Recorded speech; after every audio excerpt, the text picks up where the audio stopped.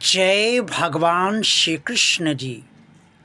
YouTube के अति सम्मानित प्रिय दर्शकों और भगवान और आप चैनल के अत्यंत प्रिय श्रद्धालु भक्तों, हम सब अपने जीवन में अक्सर झूठ बोलते हैं और झूठ बोलने के लिए विवश होते हैं।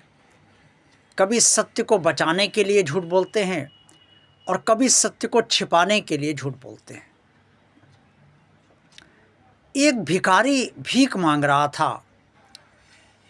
दोपहर हो चली, उसकी जेब में 20 रुपए थे।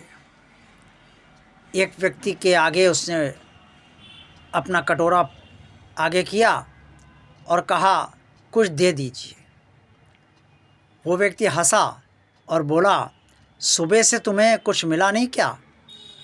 उसने कहा, 1 रुपया भी नहीं मिला है। ये देखकर और ये सुनकर उस व्यक्ति को तरस आ गया और उसने 20 रुपए का नोट उस भिखारी के कटोरे में डाल दिया। भिखारी ने सोचा, अब 40 रुपए मेरे पास हो गए हैं। 20 रुपए पहले के थे और 20 रुपए ये मिल गए। अब सुबह शाम का भोजन मैं इससे कर सकूंगा। ये भिखारी की एक विवशता थी झूठ बोलना। अगर वो सच बता देता कि नहीं, मुझे सुबह से 20 रुपए मिले हैं, तो वह व्यक्ति हो सकता है उसे धन देता या ना देता, क्योंकि तरस खाकर ही भिखारी को कोई भी व्यक्ति धन देता है। ऐसे ही हम सब के जीवन में अक्सर अनेक अवसर आते हैं जब हम सब विवश हो जाते हैं झूठ बोलने के लिए, क्योंकि हम जानते हैं कि अगर झूठ नहीं बोलेंगे तो हमारा काम नहीं हो पाएगा। मनुष्य को अपना जीवन चलाना होता है और जीवन चलाने के लिए उसे अक्सर झूठ का सहारा लेना भी पड़ता है। ऐसा नहीं है वो झूठ बोलना चाहता है, लेकिन झूठ बोलने के लिए विवशता उसके सामने बहुत बड़ी होती है। द्वापर युग में, महाभारत में भी ऐसी कई बार विवशता उत्पन्न हुई।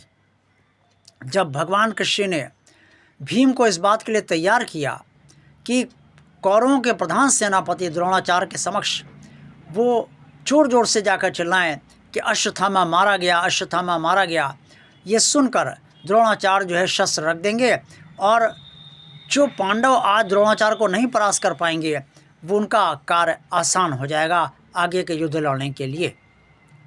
भीम ने ये बात केशव की स्वीकार की और उन्होंने वही किया जो केशव ने कहा। ये सब सुनकर द्रोणाचार्य ने युधिष्ठिर से पूछा। युधिष्ठिर ने कहा, अश्वत्थामा मारा गया, किंतु हाथी, वो ये कहने कहा उन्होंने, लेकिन जैसे उन्होंने किंतु हाथी का, भगवान श्री कृष्ण ने जोर से अपना शंख बजा दिया जिसे द्रोणाचार्य सुन नहीं पाए और वो यही सुने कि अश्वत्थामा मारा गया। ये सुनते ही द्रोणाचार्य पिता होने के नाते शोक से भर गए और उन्होंने धनुष बाण अपना रख दिया और ज़मीन पर बैठकर विलाप करने लगे। तभी द्रौपदी के भाई ने उनका वध कर दिया। ये विवशता थी भगवान कृष्ण की कि उन्हें भीम से झूठ बुलवाना ही पड़ा। और युधिष्ठिर से भी उन्होंने झूठ बोलने को कहा था, लेकिन युधिष्ठिर ने उसे बोलने से मना कर दिया था। तब भगवान कृष्ण ने कहा था कि जीवन में विष तो पीना ही पड़ता है, जो विष पीता है वही महादेव कहा जाता है। अर्थात कभी ऐसी स्थितियां, परिस्थितियां आई जाती हैं कि हमें झूठ बोलना ही पड़ता है। अगर बहुत ज़रूरी काम हो और ऑफिस का बॉस आप जानते हैं कितना सख्त है कि वो छुट्टी नहीं देगा और आपका कार्य बहुत ज़रूरी है, अगर कार्य नहीं हुआ तो कुछ भी हो सकता है। ऐसे में आप झूठ का सहारा लेते हैं और अपने बॉस के पास जाते हैं और ऐसी अपरिहार्य स्थिति बताते हैं जिससे बॉस आपको छुट्टी देने पर विवश हो जाए और आपको छुट्टी दे दे। बॉस आपको छुट्टी दे देते हैं, आप उस छुट्टी लेकर अपना कार्य पूरा कर लेते हैं। अब अगर आप झूठ ना बोलते तो बॉस आपको छुट्टी ना देते, और अगर आप छुट्टी ना लेते तो आपका कार्य रुक जाता। ये मजबूरी हो जाती है। और कभी कभी हम सब झूठ इसलिए बोलते हैं कि सत्य को छिपाना होता है। एक बहुत छोटा सा उदाहरण है जो किसी संत ने अपने शिष्य को दिया था। उसने संत ने शिष्य से कहा कि झूठ सत्य को बचाने के लिए अवश्य बोला जाना चाहिए और उसे बोलने में कोई पाप नहीं लगता है। शिष्य ने पूछा, वो कैसे? संत ने कहा, एक कसाई किसी व्यक्ति के पास गया और उसने कहा कि क्या तुमने कोई गाय अभी देखी है इधर से निकल रही थी? उस व्यक्ति ने देखा कि कसाई के हाथ में गाय को मारने के लिए शस्त्र है, तो उसने मना कर दिया। उसने कहा, नहीं, मैंने कोई गाय नहीं देखी। अब ये सुनकर वो कसाई ने उस व्यक्ति की बात पर विश्वास किया और वापस पलट गया। थोड़ी देर बाद गाय उसी रास्ते से निकली और आगे दूसरे रास्ते से होकर चली गई। गाय के प्राण बच गए और कसाई का कुछ नहीं बिगड़ा, क्योंकि वो तो गाय को बिला वजह मारने जा रहा था। इस तरीके से अगर वो व्यक्ति झूठ ना बोलता तो गाय के प्राण ना बचते, और गाय के प्राण बचाने के लिए उसने झूठ बोला, यानी कि सत्य को बचाने के लिए उसने झूठ बोला। और अगर वो सत्य को अगर सत्य बोल देता, सत्य को ना छिपाता कि हाँ गाय इधर से गई है, तो कसाई जाकर निश्चित तौर पर गाय को पकड़ लाता और मार डालता। क्या नतीजा निकलता? कोई फ़ायदा ना होता। इसीलिए भगवान कृष्ण ने श्रीमद् भगवद गीता में जो स्पष्ट तौर पर वर्णित है, अर्जुन से कहा कि अगर कर्म दोषपूर्ण भी लगे तो भी उन्हें परमात्मा को अर्पण करते हुए करो। इससे तुम्हें कोई भी पाप जो है वो नहीं लगेगा। क्योंकि महाभारत का युद्ध बहुत कठिन स्थितियों से गुजरा था और एक से एक ऐसे अकाट्य सेनापति थे जिन्हें रोकना और पराजित करना पांडव के लिए सहज नहीं था।